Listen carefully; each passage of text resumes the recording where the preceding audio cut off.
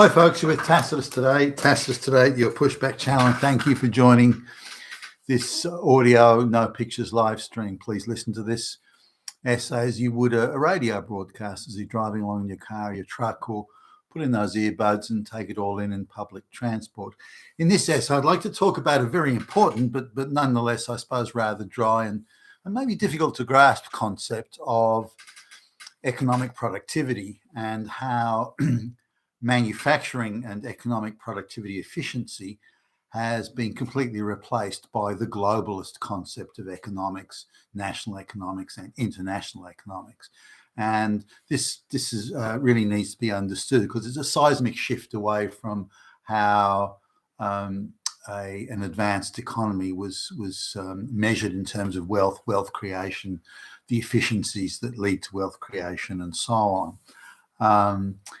Now, we need to go back a little bit, I guess, to the dawn of the Industrial Revolution, or the earlier days of the Industrial Revolution, which, of course, was kicked off in Britain. Now, during the Napoleonic Wars, so the say 1790s through to 1815, during the Napoleonic Wars,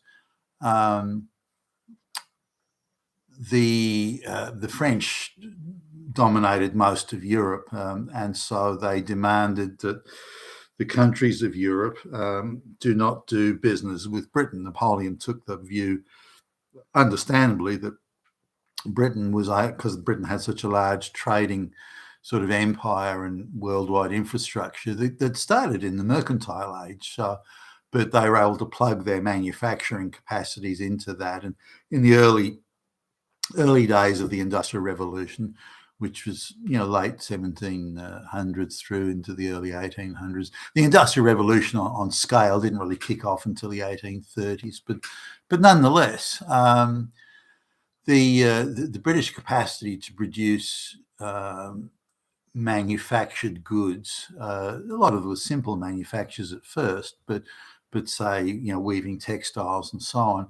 The British had invented various machines and devices, steam machines, the spinning jenny, and so on, that allowed the British manufacturing firms to produce everything from ashtrays to whatever, steel products and so on, be able to produce them with a very consistent standard and quality that just you couldn't get elsewhere by artisans that may use different materials, produce different finishes, different quality of finish, and so on. So that it became very difficult for Napoleon and the French to stop people from trading in British goods, whether it's in the black market or people bringing in illegal contraband, pirates, that sort of stuff. There's still the British doing a lot of business with the European continent through these illicit means. But why? Why were people wanting to buy British goods? Well, they were a better price and they were better made. They were just better quality products. And a standard, you knew pretty much what standard you're going to get. Whereas if you bought from artisans, the artisan produced this item would be vastly different from the guy down the road that produced the same item, because he's different artisan, different standards, different quality of work, and so on, and different price.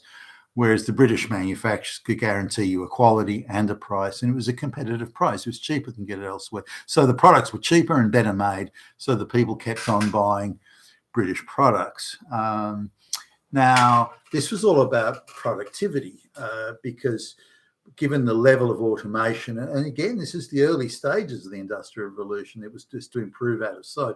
But given the level of automation with things like the spinning jenny, weaving textiles, cloth and linen and so on, the British were able to undercut the price of pretty much any other, whether it be an artisan or anything else, pretty much regardless of wages. So you could say, well, the wages in somewhere like India or China, where they've got vast populations, even back then they had vast populations, the economies of and they were using just physical manual, worker labor, no machines or anything. The British were able to have much higher wages, but through much greater productivity, better quality control, standardization, these sorts of things. They're able to produce products in a much higher wage society, and they're able to use better quality at a better price. And this was a very new phenomenon back in the age. You'd seen the Romans, flirting with this for a while. But in terms of manufacturing productivity, this was entering a new era, and it was the late 1700s. Now, and again, it would improve, but that became the model. Productivity in the modern manufacturing sense, at least, was how efficiently you can produce quality goods at an affordable price. And that was how you competed with other manufacturers or other nation states or so on. So then it became an issue of value add. How much value could you add into the process? And that value could come in a number of ways. Could be the quality of the product or the features of the product, the functionality of the product, something with all the bells and whistles. Or it could come from durability of the product, that you could buy it now, and say in the case of workshop tools, for example, you could buy a spanner or a wrench that would be guaranteed for a lifetime. For example, I bought some good quality spanners and wrenches. These were ring spanners, and I bought them. Holy crap! I wasn't long out of high school when I bought these, so they're about 40 years old, and they're as good now and as durable, usable, and in good as condition now as 40 years ago when I bought them. And I've got a lot of use out of them. So the quality of goods. So this idea of manufacturing was measured based on the productivity of output, and of course the quality of output and the affordability of the price. And the more you automated, the more you streamlined, the more efficient you became. You had the option of offering much higher quality goods at the same price, or you can offer the same quality at a lower price. So either way, you could go there. And this was how things were measured in productive economic output terms, really until the globalists started to take over and impose their globalist view of the world. Now, as long as advanced productivity and technology becomes a determinant, such as intensive use of machinery, things like that, then only the advanced economies can really play in that league, because you can't just plonk machines into the middle of Africa or somewhere and all the illiterate peasants suddenly become highly productive workers. It doesn't work that way. You need a certain amount of literacy, a certain amount of organizational structure, managerial structure, and so on and so forth. Attitudes to work, the work ethic. I mean, a whole lot of things go into making the Western countries, all of whom were advanced. Now, it didn't mean they didn't specialize. Some like Australia, for example, had advanced manufacturing, but Australia also had vast amounts of mineral wealth, whether it be iron ore or coal or uranium or whatever it was. Australia had vast amounts of oil, had vast amounts of wealth in those areas. So it could still be an agriculture as well, of course.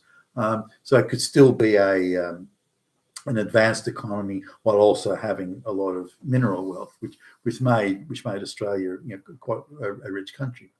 And in a very efficient mining sector, and so these efficiencies can extend into not simply manufacturing, but also things like agricultural production and mining and extraction and so on. An example of this would be, say, the vast, broadacre wheat fields of North America.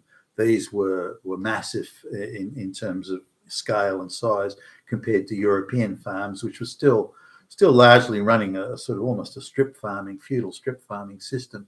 So these the American wheat field, Canadian, the wheat fields could grow vast amounts of wheat, and at a price that the Europeans at the time couldn't dream of. And when transport improved, beginning with, say, the clipper ships and then going into steamships later on, it was possible to deliver wheat to Europe from North America to Europe at a hitherto unimagined price. But this came from advanced industrial production of transport, for example, the steamships, and then later refrigeration, so that Australian beef and New Zealand lamb could be transported halfway around the world, refrigerated halfway around the world, and undercut the local price of beef in Europe, for example.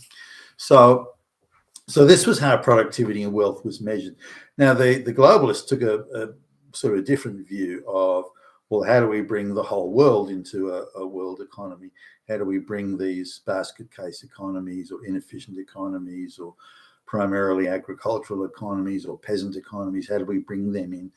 And then this desire to bring them in, to create a one world of workers and consumers, that like communism is an ideological fantasy in reality, because you end up stealing from one to reward the other here. The water level doesn't rise for everybody, far from it, in fact. So this is why white Westerners have less than one third of the purchasing power of their paycheck than they had 50 years ago.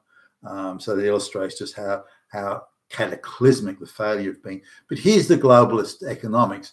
The idea of productivity, production, quality, output, efficiency, that's all gone. That's by the wayside. It's now efficiency of capital deployed, that is return on capital deployed. So they move more and more to a cartel, a monopoly, oligopoly, but also primarily wage arbitrage.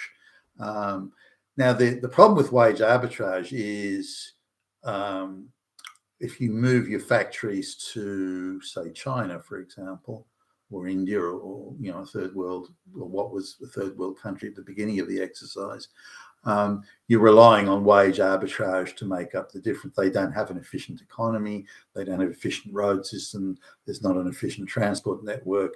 None of the efficiencies that you take for granted in the West exist in these countries. But you can, not that they didn't improve over time, they did, but they look at wage arbitrage as the primary difference. We can get these Chinese peasants together. We can get them so cheaply per hour, and the amount of hours they're forced to work. And the fact that their industrial power in terms of strikes or wage demands, collective bargaining is very low compared to the West.